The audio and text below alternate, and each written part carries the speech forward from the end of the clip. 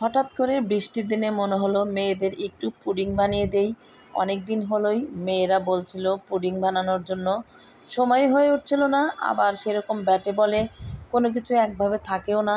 তো সেদিন আবার সব কিছুই ছিল, ভাবলাম বৃষ্টি হচ্ছে বাইরে, আকাশ অনেক মেঘলা, যেহেতু বাসায় আছি তাহলে মেয়েদেরকে একটু পুডিং বানিয়ে দিই। হ্যালো এভরিওয়ান, আসসালামু আলাইকুম। কেমন আছেন সবাই? আশা করি সবাই অনেক অনেক অনেক ভালো আছেন। আমরা আলহামদুলিল্লাহ ভালো আছি। নিয়ে এলাম নতুন আরেকটি ব্লগ। সময়ের অভাবে গতকালকে তো ব্লগ শেয়ার করতেই পারি নাই। যাই হোক, আজকে আবার চলে এলাম। তো যে যেখান থেকে ভিডিওটি দেখছেন অবশ্যই সুন্দর একটা লাইক দিয়ে ভিডিওটি দেখা শুরু করে দিবেন। আর এই যে কথা বলতে বলতেই আমি যে পুডিংটা বানাবো একদম অপ্রত্যাশিত, সেই জন্য শুরু থেকে আর দেখাতে পারি নাই। 10 থেকে 15 মিনিটের মধ্যেই তৈরি হয়ে গেছে আমার পুডিংটা। তো এত সুন্দর পুডিং হয়েছে কি আর বলবো। গরুর দুধ ছিল আর বাসায় হচ্ছে গুঁড়া দুধ ছিল।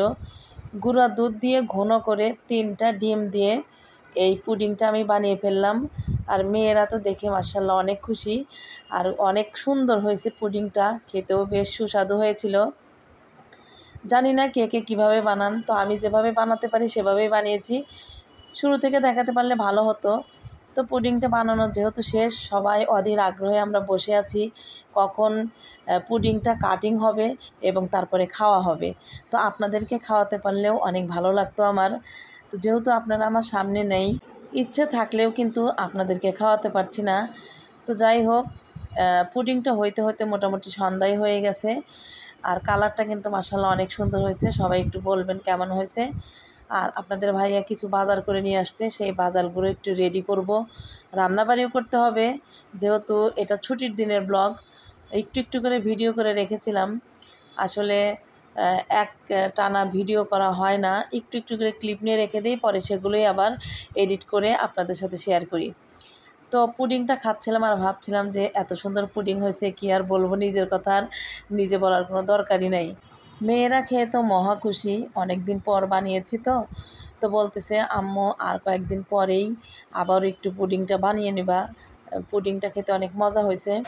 এদিকে পুডিং খেতে খেতে অঝোর ধারায় বৃষ্টি নেমে যাচ্ছে। বেশ কয়েকদিন তো বৃষ্টি, সকাল সন্ধ্যা দুপুর বলে কোনো কথা নাই। যখনই আকাশ মেঘলা হচ্ছে তখনই এক পশলা বৃষ্টি ঝরে যাচ্ছে, তাও আবার মুষলধারে। তারপর বগুড়া শহরে তো একদম একটু বৃষ্টি হলেই বগুড়া বনানী থেকে একদম সাতমাথার ওই পার পর্যন্ত একদম অনেক পানি হয়ে যায় রাস্তার উপরে। কারণ কর্মব্যস্ততার কারণে আমাকে যেহেতু বাইরে যেতে হয়, তাই এই জিনিসগুলোর সামনে আমাকে ফেস করতে হয়েছে। দেখেছি যে রাস্তাঘাটগুলোর কী অবস্থা হয়।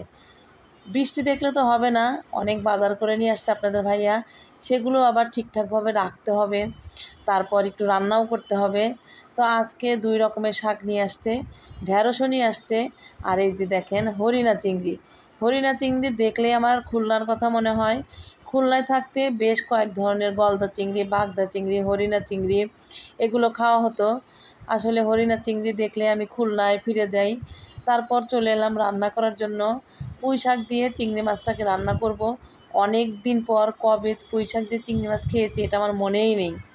তো যাই হোক, কার কার এরকম পুঁই শাক দিয়ে চিংড়ি মাছ পছন্দ অবশ্যই কিন্তু কমেন্টে জানিয়ে যাবেন। তারপর হচ্ছে ধুন্দলটা রান্না করব, অর্থাৎ ভাজি করব। আপনাদের ভাইয়াই কিন্তু আমাকে কেটে দিয়েছে, হেল্প করেছে অনেক, সে যেহেতু সে বাসায় ছিল, কুচি কুচি করে কেটে দিয়েছে। আর আমি হচ্ছে ভেজে নিচ্ছি ফ্রাই প্যানে। এখন যেরকম অনেক দেখা যাচ্ছে ভাজা হয়ে গেলে কিন্তু একদম চুপসে অল্প একটু হয়ে যাবে, আর এই ভাজিটা খেতে অনেক ভাল লাগে। এর ভিতরে চিংড়ি মাছ দিলেও ভাল লাগে, তারপরে হচ্ছে ডিম দিয়ে ফ্রাই করলেও অনেক ভালো লাগে। আসলে যার যার স্বাদের মতো সে রান্নাটা করে ফেলে। এদিকে ভাত রান্না হয়ে গেছে। ভাত রান্নার ভিতরে আমি হচ্ছে দিয়েছিলাম ঢ্যাঁড়স। অনেক দিন ঢ্যাঁড়স ভর্তা খাইনি, তাই ভাবলাম কিছু ঢ্যাঁড়স একটু ভর্তা দেই। ভর্তা খেতে গরম ভাতের সাথে অনেক ভালো লাগে। শুকনো মরিচ দিয়ে ভর্তা খেতে আমার কাছে অনেক ভালো লাগে। আপনারা কে কীভাবে ভর্তা খান জানি না। তো আমার ভর্তাটাও কিন্তু রেডি হয়ে গেছে। আমরা বাঙালিরা বৃষ্টি হলেও মন খারাপ করি, রোদ হলেও মন খারাপ করি। এখন কয়েকদিন বৃষ্টি হয়েছে, মনে হচ্ছে আর বৃষ্টি ভাল লাগতেছে না। তো যাই হোক, যে যেখানে আছেন ভালো থাকবেন, সুস্থ থাকবেন, আমাদের জন্যও দোয়া করবেন। আর যারা যারা এতক্ষণ পর্যন্ত আমার ভিডিওটি কন্টিনিউ করলেন, ফেসবুক থেকে যারা দেখলেন অবশ্যই আমার পেজটি ফলো দিয়ে সাপোর্ট করবেন, আর যারা আমার ইউটিউব থেকে দেখলেন অবশ্যই সাবস্ক্রাইব করে পাশে থাকবেন।